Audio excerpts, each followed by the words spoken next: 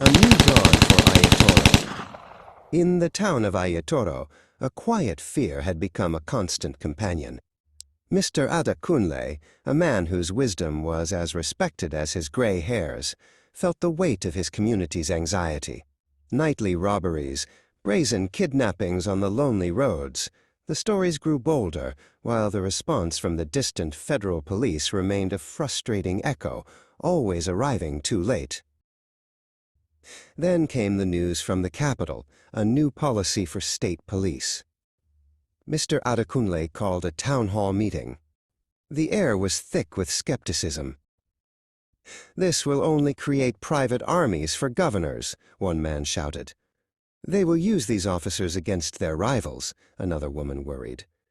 Mr. Adakunle listened to every voice, his expression thoughtful, understanding their deep-seated distrust. Despite the fears, the first Aiyetoro state police officers were sworn in. The community watched, surprised to see not strangers, but their own sons and daughters in the crisp new uniforms. Young Officer Bayo, who had grown up playing football on these very streets, approached the elder. "We are here to serve, sir," he said, his voice filled with earnest resolve. The policy was soon put to the test. A desperate call came in the dead of night. Armed men had broken into the Adeyemi family's compound on the edge of town. In the past, a call like this meant a long, terrifying wait. Mrs. Adeyemi, clutching her phone, prayed this time would be different.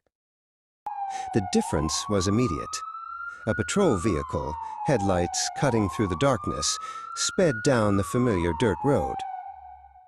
Officer Bayo and his partner, Officer Amina, knew every shortcut. They arrived not in an hour, but in under 10 minutes. Their speed was the first sign of a new dawn. The officers moved with the confidence of local knowledge. They didn't need to ask for directions. More importantly, when they spoke, it was in the community's own dialect.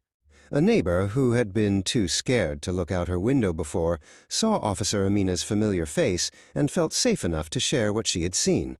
A strange car parked under the old mango tree. That piece of local intelligence was everything.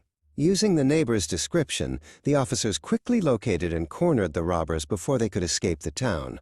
The stolen property was recovered, and the family, though shaken, was safe. The myth of the ineffective police force was shattered in one swift, decisive action. Word of the rapid response and successful arrest spread through Aiyetoro like a harmattan wind.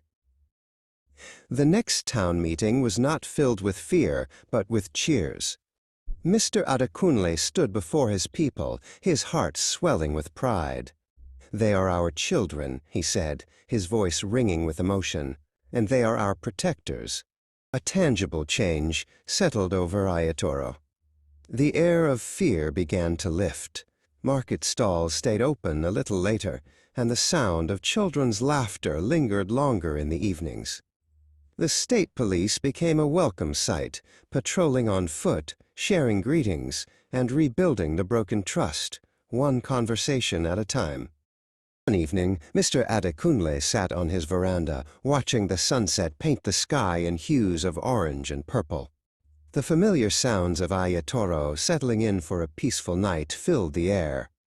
The journey to perfect security was long, but for the first time in years he felt a profound sense of hope. Aiyetoro was finally taking control of its own safety, protected by its own.